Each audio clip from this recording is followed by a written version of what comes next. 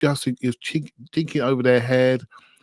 Cruyff turns, and I'm looking at this compilation. I'm thinking, everyone says we got no creativity. Everyone says that we're looking quite stale. Well, actually, we bought this guy to be the guy, to be the nine, to be the center point of what we do. We play the ball into him, and things would change that perspective, and he would create something in those central areas. We all know he can't finish that well, but we get a lot of individualism. And so, what do we talk about now, DG? We're saying things like we need some Mavericks, we need some creators, but we had one, but he hasn't really been present. And I think maybe if you want to critique Arsenal, have we spent too long waiting for him? Eventually, now we've lost him for another 9 months, and now we're left with a team that maybe needs to renew in those areas. So I look at the season, and it did feel to me like what could go wrong did go wrong. And that's what it felt like. And Yep. it's just every time, you're playing well, you're beating Crystal Palace, Saka's hamstring goes, Odegaard plays against Brighton, gets a little bit injured, goes away at national break, losing for 10, 12 games. And you think, oh, hold on a minute, that's who we are on that right-hand side. Then you lose Ben White 4 or 5 months, lose him, and when he come back, he wasn't right. And you think about the core pillars of your team, and they just haven't been present, right? So we're judging something that's been incomplete, and we've been making do, until the final coup de grace. We end up in a Champions League semi-final with a centre midfielder playing centre forward. Crazy. Right? So you can say it's an excuse. We should have reacted. We could have bought these players in January. They're absolutely right. Of course, they're right, because what happened was we played PSG with a centre mid up front. So when that happens, you're open to criticism, But I can also think actually where we ended up and how the manager coached us to compete against PSG, that's also a positive on the positive side. Facts. Right. So I'm hoping lessons have been learned, and we can just learn those lessons now. Of course, I'm sure, like me and your audience, are looking at that transfer market, mate. Look at those rumors saying, chop, chop, we need to start moving. Because I'm not going for this next year. And that's where my head is at the moment. Clive, I think you articulated it perfectly. If I had to ask you, just because you got the creative juices flowing in my mind, yeah, what do you make of our creativity? Because I do think Mikel Arteta, I'm a bit different to most people. I don't sign up to this boring notion and we're negative and things. And I think if Yeah. people have that to say, then they've got to accept that's what's got us to this point where, fair enough, nobody's happy about being second, but we're second, we're competitive, we're not getting embarrassed in Europe. Our top 6 record is immaculate. And Mikel Arteta kind of micromanages and kind of, it's almost like he predicts every solution going into a game and kind of stifles the opposition. That being said, though, when I look at 2020, the 2022-23 season, how good we was going forward and what's to come, do you feel like we're probably a bit too scripted? Like, do you think he needs to loosen up like the shackles, I guess, in a creative sense for these creative players? For me, a couple of things, right? So it depends what you're liking in football. So when we create in wide areas and we go out to Saka, go out to Martinelli, they beat their man, we do our stuff, we come back inside and we score. A year or so ago, we scored 89 points, 91 goals, right? Most goals we've ever scored. With this same group of players, we all know Saka's not been that fit, not been that sharp. So he's not really ripping people like he was before he got the injury. Martinelli's been a bit flat. Trossard's been a bit in and out. Jesus hasn't been there. Havertz out. And so you have to say to yourself that maybe we're squeezing as much as we can out of this group. My personal view is if we're going to have a system that has almost like double false nines, whatever you want to call it, double tens, with wide men that we put a lot of onus on, then invest in your system. So make Yeah. sure that you have more than one devastating wide man. Make sure you have many options in those areas. So if you want to be that team, then create depth so you can be that team every single week, or you can rest the people that are really critical. Saka's played over 15,000 minutes. I'm not comfortable with that. Even though every week I go to the games, and if he's not on the team sheet, I'm upset. Right. So, but let's be real. We have that guy's career in our hands, and he's played a lot of minutes. And for me, we need to make sure we can manage him appropriately. And so I'm okay with how we play. I would just like to have more depth in attack, a bit of variation that will come with different quality of players that bring new skill sets. As soon as we have that, I think we'll rejuvenate our midfielders because they see different movements, different runs. The pattern and the way the guy coaches has got us here, right? So Exactly. when we get to that last third, have we got enough people that make you excited when the ball hits their feet? You know, if a shot's not on, can they create their own shot? And we all know the Can they one make that their own can. luck? Yeah, exactly. We all know the one that can. We all know him. We know who he is. We need a couple more like that.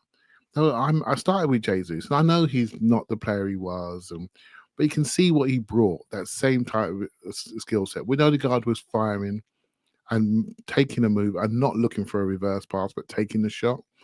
Then you start to see the outcome and the output. So I think some of this is coaching, some of this is emphasis on messaging from the coach to the players. I think we need to be a little bit more goal centric. We were unable to do that last year because we didn't have the goal scorers available. You lost 4-4s at one time. So you are now in Crazy. a different place, right? So yeah, I want to see a slight tweak in emphasis in how we go about our business. You know, first 10 minutes hard, go attack. You know, control the flow of the game, that type of thing. I can say this now because I just watched every home game this year. I know exactly what we did and didn't do, but it's all in hindsight. But it's okay, right? We're fans and we're in that reflective period. Just We the haven't got, that's the climate we're at. Yeah. yeah, we're reflecting. So now it's about who do we want to change our day, right? And we've all got our thoughts. I just saw a comment go through about Eze. You know, I love him, to be fair. yeah, and he answers a lot of those questions, right? So yeah, then we're going to argue about which one. I'm not having Lippman, by the way. But Oh, we'll get into that because I'm a Lookman fan, man. The first thing you probably disagree about. and so yeah, so that's where I am really. You're right. Based on what you said there, yeah, like because I do look at Arteta, and I do feel you need a cool head where you look at Mikel Arteta. No man or woman on this earth is without faults. I think there's a lot to like about him when you isolate Mikel Arteta. I'd say the biggest thing is his passion. Whether you go to the games or you watch the interviews, it's his passion. It's his ability to think on the fly. It actually is his ability to micromanage. But do you think he needs to deviate away from the script potentially? Because there were times where Arsenal fans probably had running jokes that we knew we weren't seeing subs before the 85th minute. We knew if we weren't getting any change necessarily at our right-hand side, we're kind of predictable. At a point towards the end of the season, I felt we only really saw third man runs on a consistent basis from Declan Rice. It's kind of easy to suss us out, like even with the low blocks things. I think when you've got like a way of playing and you've had a distinctive brand for years of how you want to do things, and yeah, you've loosely adapted. I think the catch-22 is teams kind of do find you out. So, like, do you think Mikel Arteta has to evolve in his own right as a coach? Yeah, there are games that stick in your mind, right? So Bayern Munich away, Champions League quarter final. Remember that one? When Yeah, they played Mazwari and another left back, I can't remember his name now. They played two left backs basically. And they marked Saka hard, right? And so that told me straight away, we have a problem because everyone knows where we're going, right? So what we've done this year, okay, well, that side of the pitch has been injured, but they stood in there anyway. Let us go wide, and then when we come inside, they kick our legs off, right? So, and that's what's been happening. So we haven't got enough diversity of attack. You see what I mean? And we haven't got enough where you say, I'm just using this name as an example, but if you had Rafa Leao on the left hand side, you can't triple Saka as well because when we switch to point of attack, he ain't got the numbers to do that. you better get over the other side real quick because he's gonna burn you. And so, have we got enough, of that? I don't think we have, and I'm not the only person to think that. It's just I obvious. think every Isn't it? Arsenal fan, Clive, Yeah, does. when you sit there and watch it, you can't wait for the ball to get to Saka. Can it get there? What do you think other teams are going to do? They're going to kick him. They're going to let him. They're going to let him have it, right? So he was managing that, but we all knew there was a moment he was going to get injured, and we're actually quite lucky it's not more serious than what it actually was. Thank the Lord. And so, yeah, we could have been ACL. Come on, you know the rules, right? God forbid. His load and numbers were saying ACL, aren't they? They really were. So, in some ways, he got a chance to rest and you rejuvenate over the summer and train on. I'm not, like I say, I'm okay with our play style. I generally am. I just want to see a little bit more edge to us. There's another moment that told me about ourselves. It was the PSG away game. Oh Now, the man, first, TG, the first 25 minutes of that game was like, wow. I knew he was Look going at to this. say that. Look at this level. Look at this level. We are absolutely pinning them. We're controlling them in open play. We're controlling them in set pieces. They're petrified. They're in their box there. They are hanging on. And that Donnarumma's team, having a blinder. that's the best team in Europe, right? And we had them beat. We had them creaking. So although we all critique the team, some shout louder than others, we all have the same thoughts, just about how you articulate those thoughts. Facts. But I think back to that game, and I think this team could not do any more than that apart from take that chance, and even in the first game, there was chances there that were high quality efforts on goal. The goalkeeper saved. So he makes 5 big chance saves, the 2 ties, right? And there are probably other things that we missed, Saka over the bar, etc. So that's our level. That level is top. And we are not complete. That is without a Havertz, without a fit Saka, with Odegaard in a different season, with a centre mid up front, and this is not a complete team, so, but it's on its way. And when it does complete itself, that's the level we can reach. And so I'm holding on to that, But if you put the 2 games together, the Bayern and the PSG game, they tell you what we need to do. Exactly. So be more efficient for PSG. For Bayern, make sure people don't know where you're going to go. So if that needs a bit more freedom to Saka, whatever you decide tactically, I'm sure you got ideas. Do whatever you need to do so that we can't be stopped so easily like that.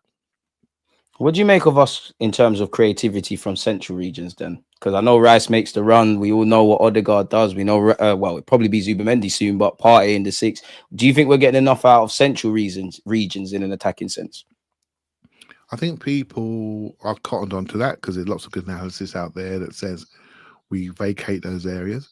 And we tend to we have a couple of major principles, right? So we have 4 lines of attack. So from the back to the front, make sure we have 4 lines. Our goalkeeper comes into our back line to make sure we have an overload so we can build up. And then when we go to wide areas, we attack in pods of 3. So these are our key principles, right? There's one thing that I think's not working as well as it could do, but maybe it's by design, right? So when Odegaard drops away from the front line to get involved in build-ups and stands next to Partey, is that required? I'm not sure. Sometimes maybe it is to control the pace of the game, stick 10 passes together, control momentum, but sometimes stay high. And you have a tendency to follow the ball. So if the ball's back there, he'll come and get it. Have you ever played with people just like to have touches? They like to have a touch to feel they're in the game. We've all played those guys. When they have 50 touches, 45 of those touches may not be that effective, but that player feels connected. And he might be the player that does something special for you. But if he's disconnected from the game, we can't find him. Then he gets hooked. Do you see what I mean? So Odegaard likes to feel connected to the game. So he has touches, but by leaving that area, we lack centrality. We lack presence in there. So if he stays in there, it might be a bit more physical for him. But it's important he stays there so we can he's our second striker, number 10. Is it 3 goals this year, DC? 3 goals? That's not really. He should be getting more. He should be getting more, right? It should be 8 to 10. And that's cool. That's all we need. So you have to ask yourself a question. Change of message. You are our playmaker, point guard, whatever you want to call it. But mate, I need 8 to 10 goals. If I tell you that, where are you going to stand? Next to Partey or higher up? Edge of the area. So that trademark Odegaard finish we became accustomed to. So it's just simple messaging. The talent's there, right? But simple messaging is what we need to change so we get more out of those players in those areas. I think you're bang on. So what do you make generally? I know throughout the time of Mikel Arteta being here, I'd say within the last 3 years, this has been where we've been expected, or people have had this assumption that we're going to win Prems and be in champs and do the rest of it kind of thing. Obviously, we had to kind of reset our foundation. We had to get the goalies, we had to get the centre mids, we had to do the defenders.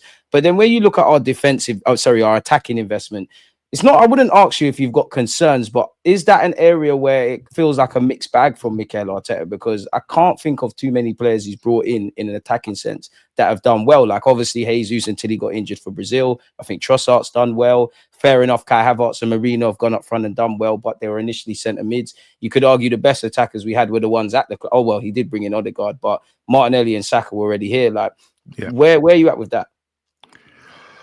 Yeah, I think he hasn't really invested those areas. So he bought Trossard in, who's done much better than I expected. Jesus, we know about.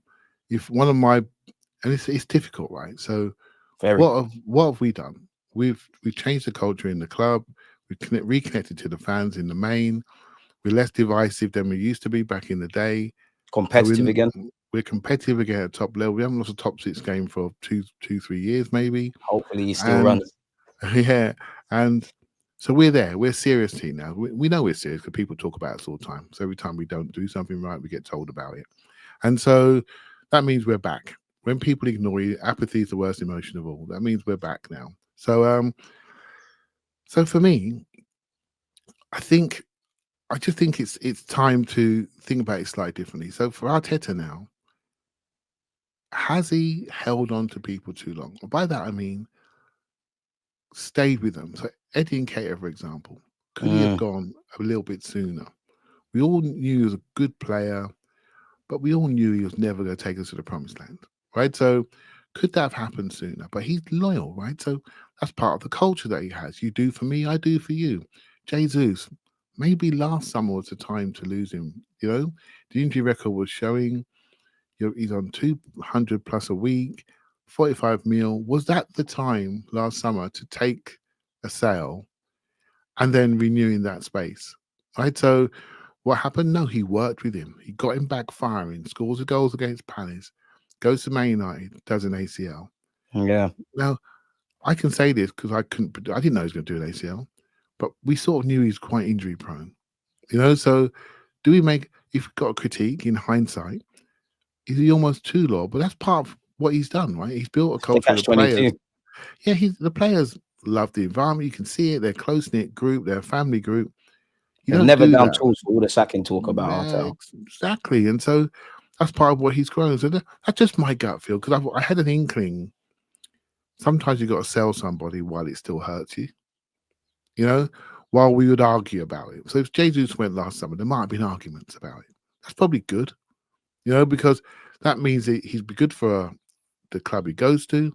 We would have got a good number, and we can argue about it. If we get someone else in better, then we're all good, right? So when someone leaves us, they tend to leave when it's obvious, which means you Mm, don't get competitive prices, which you can't reinvest. And so sometimes, losing Eddie earlier, although we got a good number for Eddie in the end, would have been good for us, you know? And people were arguing whether he was good enough or not. Good. That's where we want to be. We want to be having those discussions, those debates. facts. Why are we selling that guy now? There's still a bit more we can get, but you need to sell him early